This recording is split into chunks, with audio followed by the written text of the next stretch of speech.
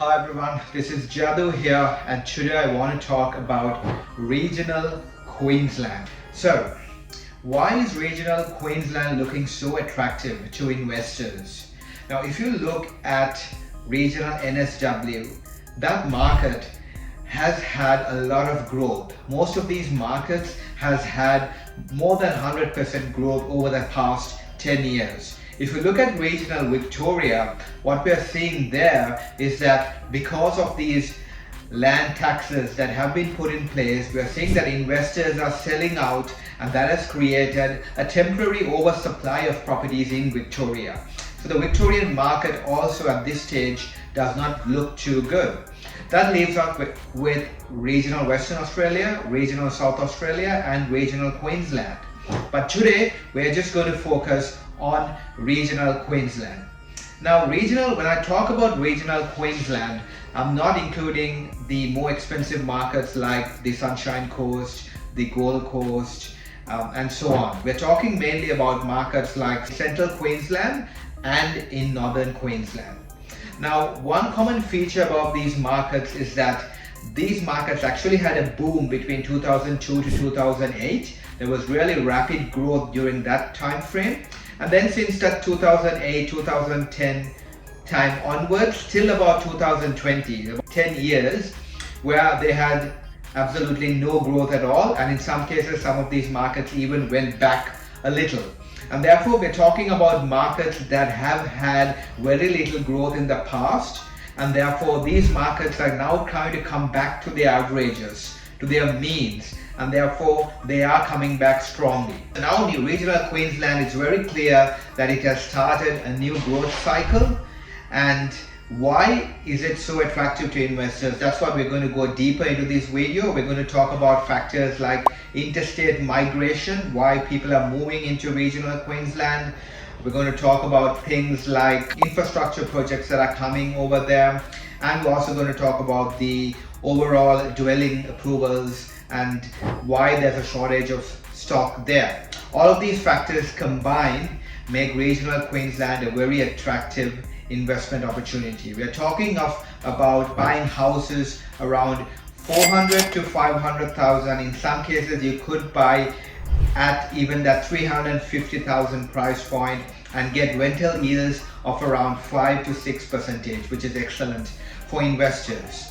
So let's get into some charts where I show you why regional Queensland is looking really attractive. Now, this first chart here shows interstate migration in various states in Australia. And what you can see, the green one is Queensland, and you can see that it is standing out.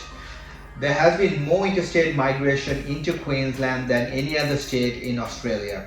You can see that WA, Western Australia, has just started to spike after that pandemic. But Queensland in general has been a very good performer in terms of that interstate migration.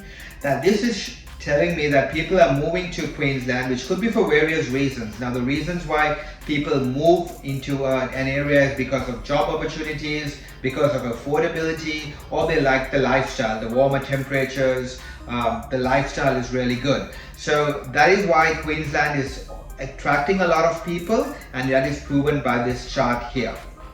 Now, the next one is showing the population growth in the different states since the start of the pandemic. And again, Queensland is standing out. 192,303 is the number, and that is way ahead of all the other states in Australia. So again, a lot of people moving to that area since the onset of the pandemic. Okay. In terms of the population projections, what we forecast for Queensland, this is the projections until 2071, and what we see here is that by 2041, this is modeling the high case scenario. There could be around 7.6 million people living in Queensland. But that's a significant jump in the number of people as compared to now. This shows that this area will have a lot of population growth coming in the future. Okay. And this chart here is showing the net internal migration since the start of the pandemic. Now, earlier we saw the overall net internal migration for the last 20-30 years. Now we're just focusing on the migration pattern since the start of the pandemic, and you can see Queensland is the best performer with 101,164 people moving into this state. Okay, now the final chart here is really going to show you why the property prices in Queensland are going to rise rapidly. The green line is the population change, the red line is the dwelling commencements, and the blue line is the approvals. Now what you can see here is that the population change has spiked since 2021, whereas the dwelling commencements and the dwelling approvals have gone down sharply. So this means that demand has increased a lot and supply is dwindling, which means that Queensland is generally undersupplied. There's a housing shortage in Queensland, and that means that prices are going to rise in most parts of Queensland. Okay, now I want to go into a couple of cities in regional Queensland. So I want to go into Townsville, one of the major regional centers in Queensland. And this first chart here shows that interstate migration into Townsville has increased by 520% between 22 and 23. 520%. So a massive jump in the number of people who are going into Townsville, and that's because of the job opportunities that's arising in that Townsville market. Jobs that are being created through defense projects, jobs being created through the expansion of the university, jobs being created through various other energy projects, and there's a big pipeline of projects that's also in store for Townsville. So this means that there will be more people moving into Townsville gradually, and that's going to put a lot of pressure in that property market. Now the next chart here is very interesting. It shows the dwelling approvals in Townsville, and you can see that dwelling approvals is dwindling in Townsville very fast. Master Builders Northern Queensland Regional Manager Alana Hopkins has to say about this is as follows. She blamed high construction costs, which were rising ahead of the market value, making it harder for new projects to stack up despite the underlying demand for new housing. It was worsened by increasing labor costs, labor shortages, rising material prices, national construction code changes, and taxation on housing. According to local builders in Townsville, supply is starting to catch up. While there are still delays, it's looking more positive, Ms. Hopkins said. In North Queensland, transport costs are also an issue, with rising fuel costs and distance contributing to the rising cost to build. So that shows, that's an extract from Alana Hopkins, Master Builders in Northern Queensland Regional Manager, and she has clearly described why there is a housing shortage in Townsville. It is becoming very difficult to build in Townsville. Construction costs are really high, and therefore there are not many houses that are coming up there, right? So that means there's a lot of people moving into Townsville. We saw that there's a lot of interstate migration and houses are in shortage, right? And that means that houses are going to go up in value. We can buy houses in Townsville between that 350 to 500 price point and get really good rental yields as well. Another thing that is really important to know, one of the important things that you have to know when you're buying in Townsville is the cost difference between an established house and a new house. Now this chart here shows the cost for a new build and the cost of an established house in various suburbs in Townsville. We're looking at Bole Plains, Mount Low, Burdell, Shore, Alice River, and what we see is that the cost to build a new house is around that 600,000, whereas the established is around that 400,000 mark, right? And there's a significant gap between new houses and established houses. So what this means is that there's going to be a push on those established houses, and those houses will go up in value. So if you're buying in Townsville, those houses in that 400 to 500 price range will have a lot of value, and you will see them moving towards that 600 mark within the next few years. Okay.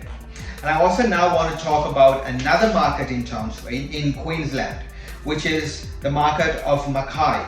Now again, Mackay, as similar to Townsville, has had a massive growth in interstate migration. So this chart here shows that interstate migration has increased by 67.6% between 22 and 23.